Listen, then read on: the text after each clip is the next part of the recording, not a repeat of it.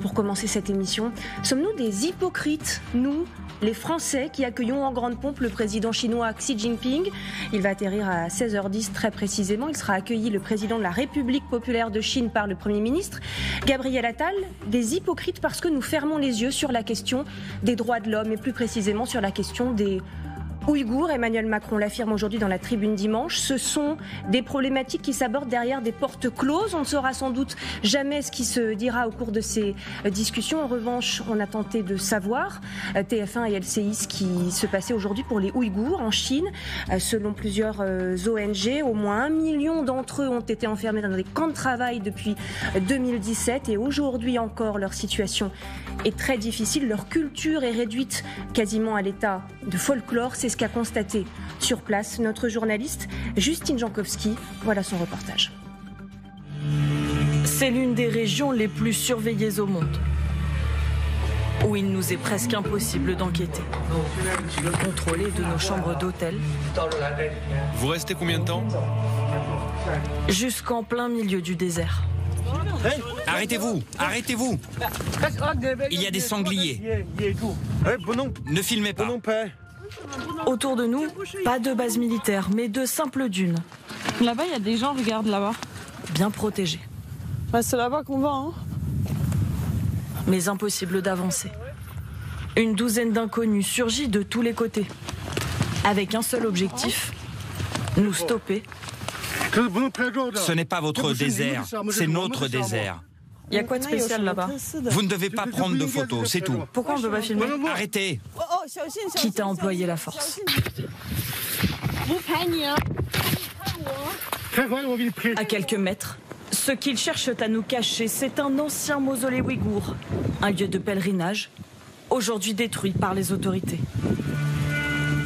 Dans la région du Xinjiang, où ils sont historiquement installés, que reste-t-il des Ouïghours et de leur culture? Dans la ville de Kashgar, la capitale culturelle, ils ne sont plus qu'une attraction touristique. Un défilé costumé, un tour de chameau sur un coin de parking. Place tes jambes sur la gauche. Et un incontournable pour les visiteurs, se déguiser en Ouïghour pour les photos souvenirs. Je pense que c'est un groupe ethnique qui sait très bien chanter et danser. Leurs costumes sont colorés. L'image de cette minorité est très positive. Une minorité, soit tout de même officiellement 12 millions de Ouïghours. Une population musulmane, turcophone, bien différente de l'ethnie majoritaire en Chine, les Han. Une minorité qui semble avoir disparu du centre-ville. À 2 pas des rues commerçantes, les maisons sont désertes. Les Ouïghours qui restent, Bienvenue. comme cette propriétaire de maison d'hôtes, doivent entretenir le folklore. Aujourd'hui, les gens voient bien que le Xinjiang est un endroit super, très développé et sûr. Tout le monde est très heureux et vit en harmonie. C'est le discours officiel, sous l'œil des caméras. Circuler, il n'y a rien à voir. La Chine veut faire oublier que ces dernières années, le Xinjiang a connu des émeutes, durement réprimées. En réponse, et sous couvert d'une lutte contre la radicalisation islamiste, les autorités ont enfermé plus d'1 Ouïghour sur 10 dans des camps d'internement, selon plusieurs ONG. La Chine dément leur existence et préfère parler d'écoles de formation, à l'ambiance joyeuse, comme sur ces images de propagande. Les élèves seraient aujourd'hui tous diplômés. Ces centres ont-ils fermé? Au sud du Xinjiang, nous constatons que si certains ont été démantelés, d'autres sont désormais des prisons officielles, comme celle-ci. Juste ici, à ma gauche, un énorme complexe. À l'intérieur, il y aurait 25 bâtiments, 10 000 personnes y seraient enfermées. C'est ce que prouve l'enquête basée sur ces images satellites d'un institut de recherche australien. Et ces photos, issues d'une fuite de documents officiels, montrent que les plus jeunes détenus n'ont que 15 ans. À Paris, Gulbar Aitiwadji n'a rien oublié de son calvaire. Cette mère de famille ouïghour a passé 3 ans dans un camp. Libérée en 2019, elle est l'une des rares à oser témoigner. À l'intérieur, il nous était interdit de parler en ouïghour. On devait parler en chinois. Si on ne respectait pas le règlement, ils nous mettaient à l'isolement dans une petite cellule, attachés par les chevilles et les poignets à une chaise métallique. Au Xinjiang, d'autres détenus servent aujourd'hui de main-d'œuvre dans des centaines d'usines. Sortis de terre en quelques années à peine. Ici, un parc textile en 2015. Là, en 2023. Selon un rapport de l'ONU, la Chine y pratique le travail forcé. Sur place, impossible de s'y arrêter. Nous sommes suivis par 5 véhicules. La police appelle même notre chauffeur. Vous voulez que je vous les amène devant le bâtiment, c'est ça? Pour contrôler toutes nos images. Ça, c'est une usine? Oui. Supprimez-la. Aucune photo n'est autorisée ici. Discrète, mais partout. La surveillance s'immisce jusque dans l'intimité des logements. Sur la porte de cette maison, il y a une inscription avec un code QR. Et en fait, si on le scanne, ça nous redirige vers une page internet avec le nom des habitants et leur numéro de téléphone. La Chine contrôle aussi les corps. Les visages sont rasés de près, alors même que les hommes ouïghours portaient autrefois la barbe, signe de leur appartenance à l'islam. Ce passant ose témoigner à demi-mot. Vous avez le droit de porter des longues barbes? Non, les longues barbes sont interdites. Plus de la moitié des mosquées ont été démolies et emmurées. À Kashgar, une seule reste ouverte. Mais à l'heure de la prière, les entrées sont strictement contrôlées. Seule une trentaine de fidèles passent ces portes. Et la majorité des hommes ouïghours restent en retrait. Un, lui, prend le risque de nous répondre. Vous allez prier? Non. Ah non? Non. Pourquoi? Ça fait environ 8 ans que je n'y vais plus. Vous ne pouvez pas? Non. Un inconnu interrompt la discussion. Nous n'en saurons pas plus. Au Xinjiang, la mise au pas de toute une population se joue à huis clos. Une assimilation discrète mais forcée pour contraindre les Ouïghours à devenir des Chinois comme les autres, de gré ou de force.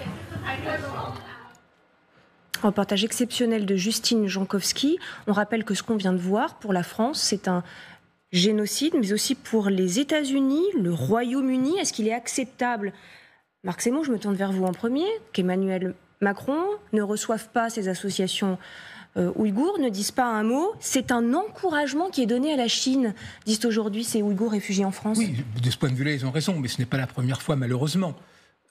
Cette tentative systématique des autorités chinoises d'éradiquer le peuple ouïghour, sa culture, sa religion, etc., pour le noyer dans la masse Han chinoise, cette population du Turkestan oriental qui est 12-13 millions, donc ils sont turcophones, musulmans, n'est pas nouvelle, ça dure depuis des années.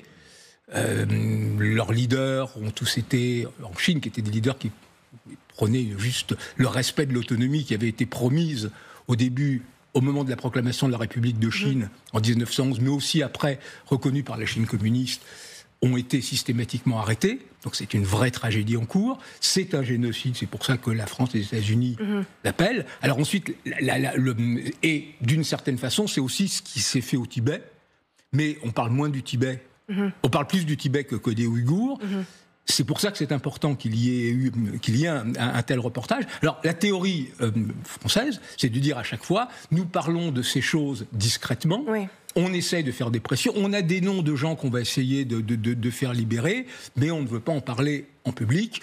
Bon, c'est évidemment un choix qui est du mauvais réalisme, ça ne fait qu'encourager la Chine à continuer cette politique de répression systématique. Et pour autant, peut-on faire autrement? On a des questions complexes, économiques, géopolitiques à aborder avec la Chine au cours de cette visite. Arlette Chabot, des questions cruciales. Marc a raison de rappeler que ça a été pendant des années le même problème avec le Tibet, et qui reçoit et qui ne reçoit pas le Dalai Lama, qui est puni parce qu'il l'a reçu, qui ose encore le faire. Donc c'est toujours le même débat. Et là, Et tous les présidents de la République, en tout cas depuis Jacques Chirac au moins, ont répété la même formule, c'est-à-dire c'est inefficace de poser le problème de façon publique, on règle discrètement et on en parle en privé, que ce soit après Tiananmen, que ce soit encore une fois le Tibet et que ce soit les Ouïghours. Donc voilà, bref, c'est un partenaire économique, il y a des intérêts et donc finalement on pense après à tous ceux qui évidemment sont victimes du régime chinois et les derniers sont bien sûr les Ouïghours.